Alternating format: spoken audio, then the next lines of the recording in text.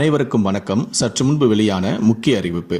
குடும்ப அட்டைதாரர்கள் பயன்பெறும் வகையில் ரேஷன் அட்டை வைத்திருக்கும் அனைவரும் கவனத்தில் கொள்ளக்கூடிய மிக மிக முக்கியமான மகிழ்ச்சியான அறிவிப்பை தமிழக அரசு வெளியிட்டுள்ளது.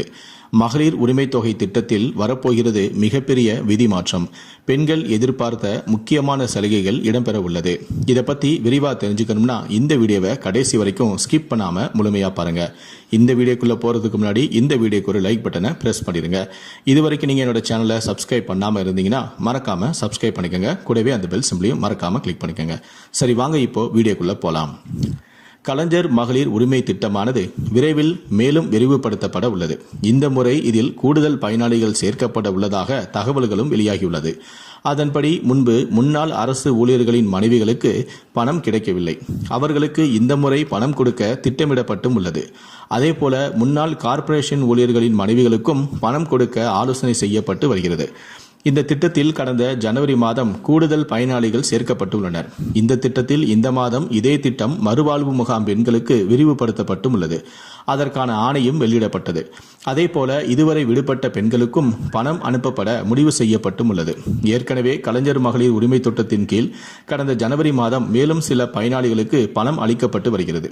கடந்த 2 மாதங்களுக்கு முன்புதான் இந்த திட்டத்தில் மீண்டும் சேர 12 லட்சம் பேர் மறு விண்ணப்பம் கொடுத்திருந்தனர். இப்போது 1,07 லட்சம் பேருக்கு இந்த பணம் தற்போது கொடுக்கப்பட்டு வருகிறது.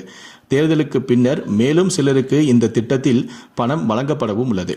தேர்தலுக்கு பின் புதிதாக விண்ணப்பங்களும் ஏற்கப்பட உள்ளன. சமீபத்தில் கூட இது தொடர்பாக பிரச்சாரத்தில் பேசிய அமைச்சரான உதயநிதி ஸ்டாலின் 1 கோடி பேருக்கு இந்த திட்டத்தில் கொடுக்க வேண்டும். 1,60 லட்சம் பேர் விண்ணப்பம் செய்தனர். 1,16 பேருக்கு இப்போது கொடுக்கின்றோம்.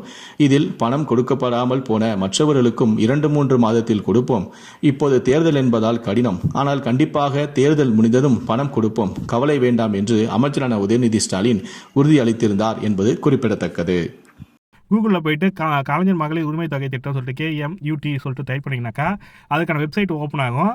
அந்த வெப்சைட்டில் பார்த்தீங்கன்னாக்கா இது வரைக்கும் நம்ம அப்ளிகேஷன் ஸ்டேட்டஸ் செக் பண்ணாமல் இருந்த நிலையில் இப்போ பார்த்தீங்கன்னாக்கா உங்களுக்கு அப்ளிகேஷன் செக் பண்ணதுக்கான நிலை அறிய சொல்லிட்டு உங்கள் விண்ணப்பத்தின் நிலை அறியன்றது கொடுத்துருக்காங்க. இதை வந்து அப்ளிகேஷன் செக் பண்ணதுக்கான ஆப்ஷனும் ஓப்பன் பண்ணி கொடுத்துருக்காங்க. இந்த வந்து பார்த்தீங்கன்னாக்கா இந்த அப்ளிகேஷன் உங்களோட அப்ளிகேஷன் என்ன காரணத்துக்காக நிராகரிக்கப்பட்டது, இப்போ நீங்கள் ஆல்ரெடி வாங்கினே இருந்தீங்க, அவங்களுக்கு இந்த தகவல் கொடுத்துருக்காங்க. பொதுமக்கள் உள்நுழைவுன்னு சொல்லிட்டு இருக்கு பாருங்க. அந்த பொதுமக்கள் உள்நுழைவில் போயிட்டு நீங்கள் யூசர் நேம் பாஸ்வேர்டு போட்டு நீங்கள் போகலாம். அதாவது ஆதார் எண் உள்ளிடவும் அதனோட ஆதாரில் லிங்க் பண்ண மொபைல் நம்பருக்கு ஒரு OTP வரும். அதை கொடுத்த உடனே உங்களோட அப்ளிகேஷன் ஓப்பன் ஆகிடும். இந்த அப்ளிகேஷன் ஸ்டேட்டஸ் செக் பண்ணிக்கலாம். அப்ளிகேஷன் ஸ்டேட்டஸ் வந்து செக் பண்ணிங்கனாக்கா இதை பேஸ் பண்ணி தான் நீங்கள் செக் பண்ணுற மாதிரி இருக்கும். அந்த கலைஞர் மகளிர் உரிமை தொகை வெப்சைட்டில் இந்த ஸ்டேட்டஸ் செக் பண்ணதுக்கான ஆப்ஷன் வந்து இப்போ ஓப்பன் பண்ணி கொடுத்துருக்காங்க. இந்த ஓப்பன் பண்ணதால என்னென்னா உங்களோட அப்ளிகேஷன் நிலை தெரிஞ்சுக்கிட்டு அதை பேஸ் பண்ணி நீங்கள் புதிய விண்ணப்பிக்கும் போது அந்த நிராகரிப்பு செய்யறதுக்கான காரணம் பூர்த்தி அடையும் மாதிரி நீங்கள் புதிய விண்ணப்பம் தொடங்கலான்ற மாதிரி கொடுத்துருக்காங்க. என்ன காரணத்துக்காக நிராகரிக்கப்பட்டதுன்னு பார்த்துங்க.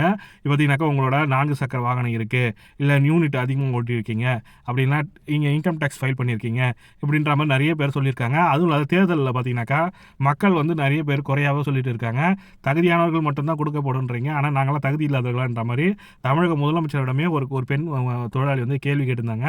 அதற்கு வந்து தகுந்த நடவடிக்கை எடுக்கப்பட சொல்லியிருந்தாங்க. அந்த நடவடிக்கை தான் இப்போ பார்த்தீங்கன்னாக்கா அப்ளிகேஷன் செய்திருக்காங்க. செய்த தங்கள் ஆதார் எண் எங்களிடம் தரவு பட்டியலில் இல்லை சொல்லி கொடுத்துருக்காங்க பாருங்க. இந்த நிலையினால தான் உங்கள் அப்ளிகேஷன் ரிஜெக்ட் ஆயிருந்ததுன்னா இப்போ உங்களோட ஆதார் எண்ணை இணைக்கும்படி கேட்டிருக்காங்க. இதை பேஸ் பண்ணி நீங்கள் அப்ளிகேஷன் ஸ்டேட்டஸ் செக் பண்ணுங்க. இந்த தகவல் தான் உங்களுக்கு தரணும்னு நினச்சேன். இந்த வீடியோ பிடிச்சிருந்தா லைக் பண்ணுங்கள், கூடிய சப்ஸ்கிரைப் பண்ணுங்கள். தேங்க்யூ.